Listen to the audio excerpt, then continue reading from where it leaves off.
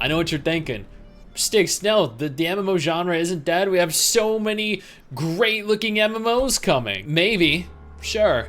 Sticks, we have so many incredible MMOs that are still More on graphics na eh, no? More on graphics na yung MMO kasi. live.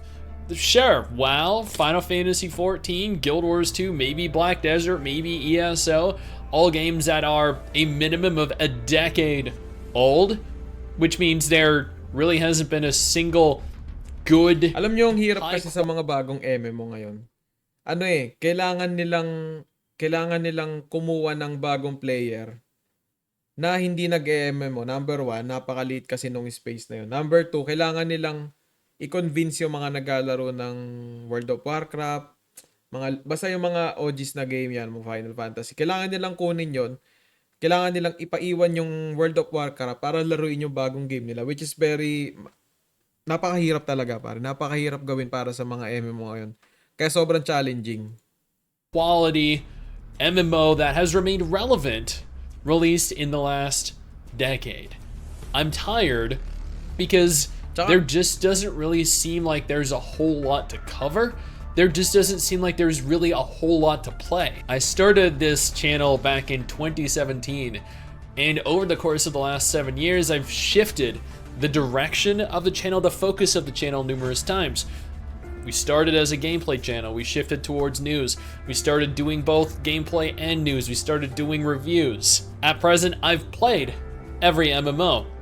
At present, there is very little in terms of news for new MMOs. I've reviewed every single MMO or close enough to Yung it. isa sa pumatay ng MMO kasi, pare, yung MOBA, tsaka yung barilan, pare. Kasi alam mo yun, yung adrenaline mo, pare. Doon mo makukuha ng mabilisan eh. Dito kasi magkakaroon ka dito ng adrenaline, I think dopamine pala. Yung happy, basta yung feeling mo may na-achieve ka. Kapag meron kang bagong equipment, bagong level, doon mo lang siya na-achieve sa MMO. So, napakahaba kasi talaga nung hintayan bago mo ma-achieve doon.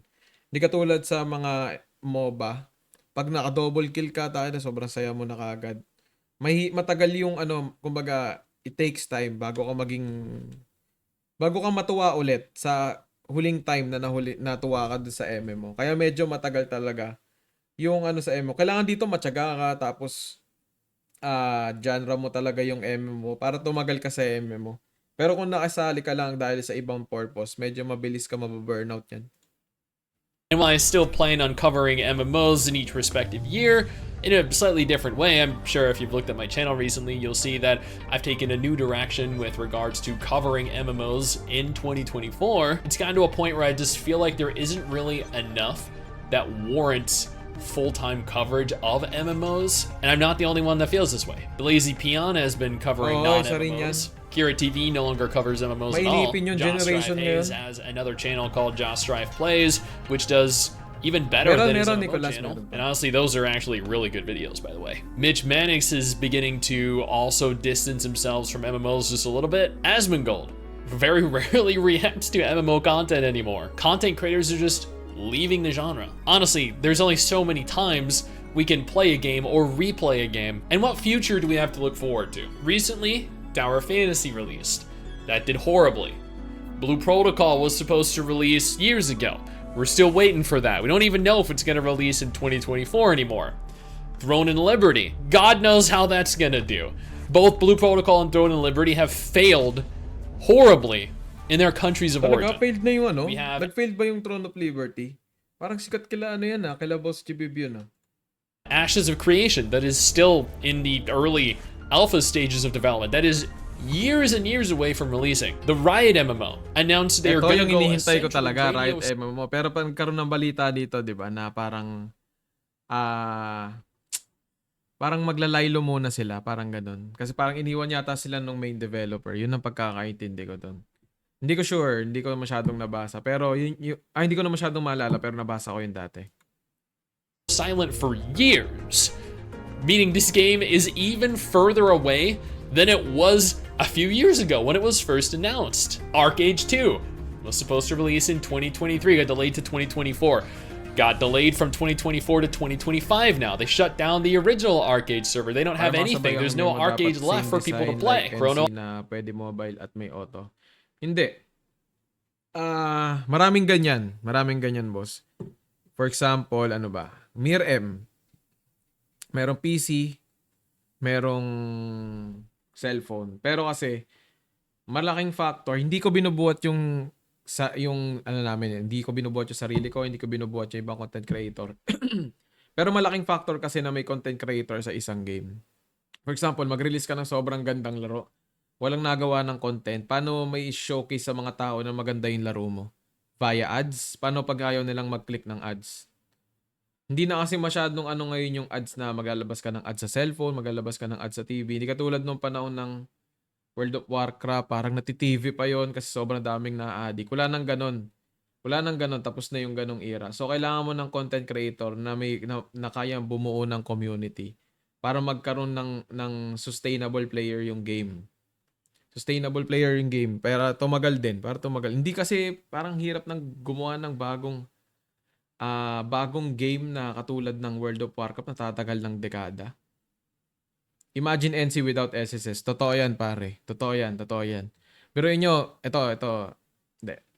Ayaw ko disclose. Odyssey was supposed to release in 2024. Chrono Odyssey got pushed back from 2024. Now it's releasing in 2025. That's if it releases in 2025. Olden Valhalla Rising was supposed to release in 2022. Got delayed to 2023, 2024. Now the company behind it has been silent for about a year. God knows if we're still even getting it. Grand Saga. That was released years ago Kaso panahon in ngayon, Korea and Japan. Malaki kasi ng deal That was supposed to release. Malaki kasi yung deal sa Sugal. Totoo naman yan. Pero pag-usapan natin siya separate na ano. Pero, to be fair, pare, depende yan eh. Depende sa tao. Depende sa offer. Kumbaga yung tao kung meron siyang dignidad. Pero sobrang laki ng offer. Minsan, i-question ba yung dignidad mo eh. So, hindi naman sa sinasabi kong understandable sila. Pero, subukan yung ilagay yung sitwasyon nyo sa sitwasyon nila. Baka hindi rin kayo makahindi. Globally years ago as well. You know what? We still haven't gotten it. They did confirm we're going to be receiving the game soon. What does that mean? Crimson Desert was originally being developed as an MMO. They decided it wasn't worthwhile anymore. They can make more money by having it not be an MMO.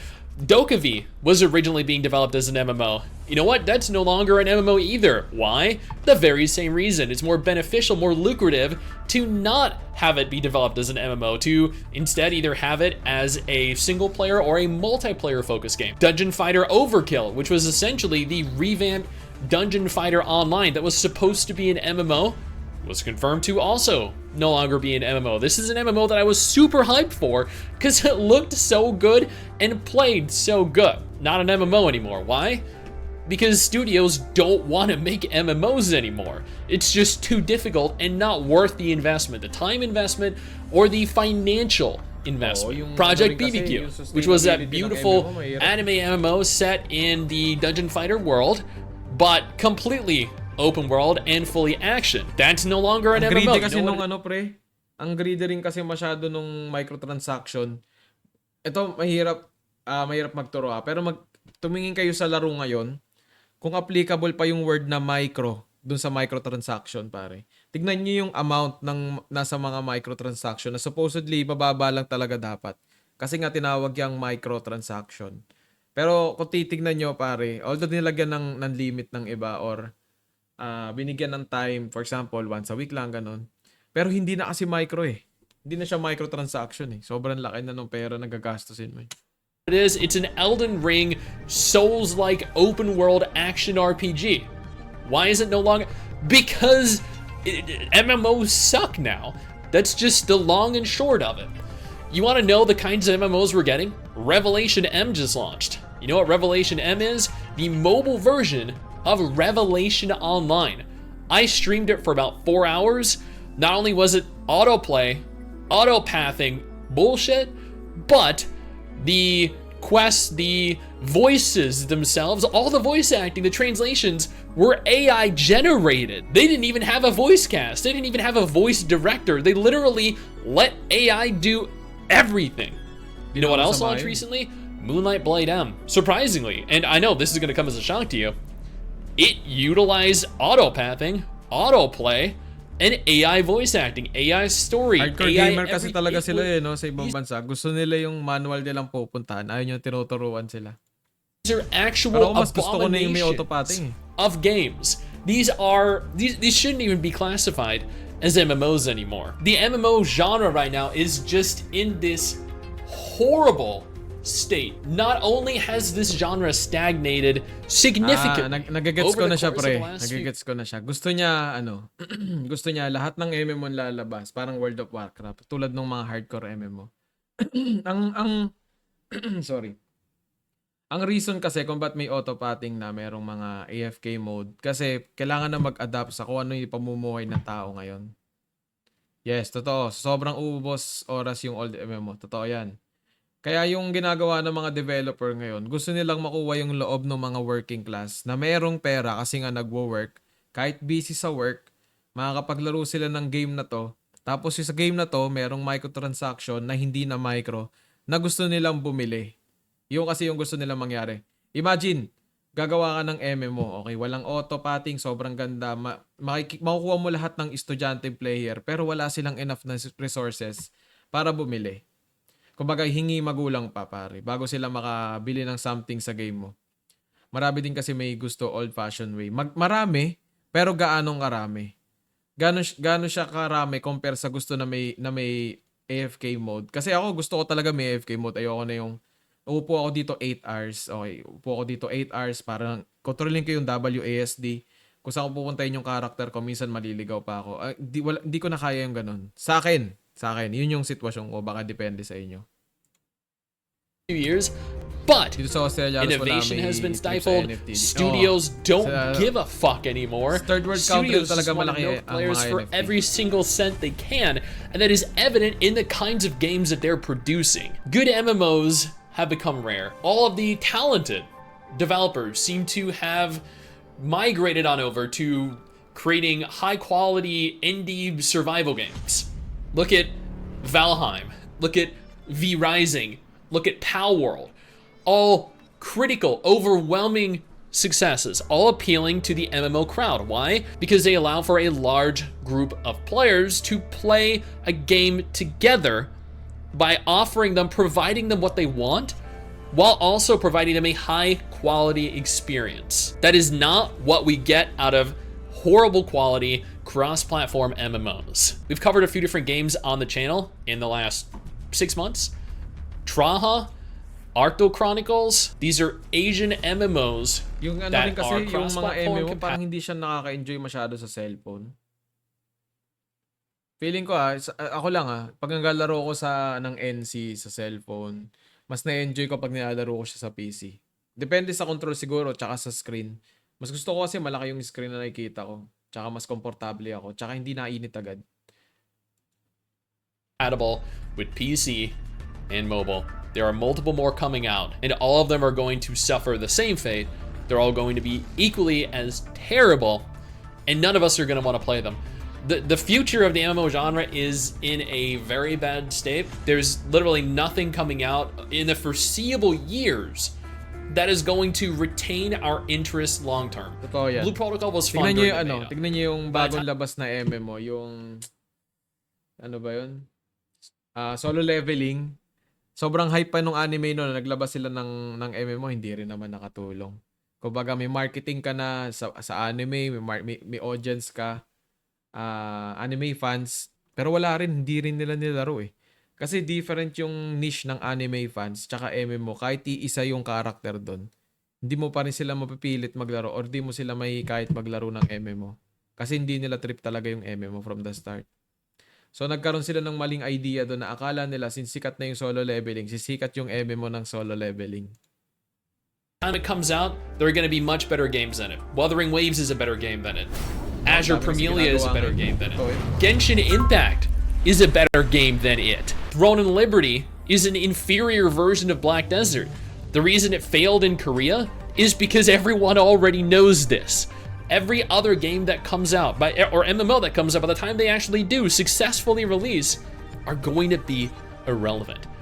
The MMO player base is slowly drying up, day after day, week after week, month after month.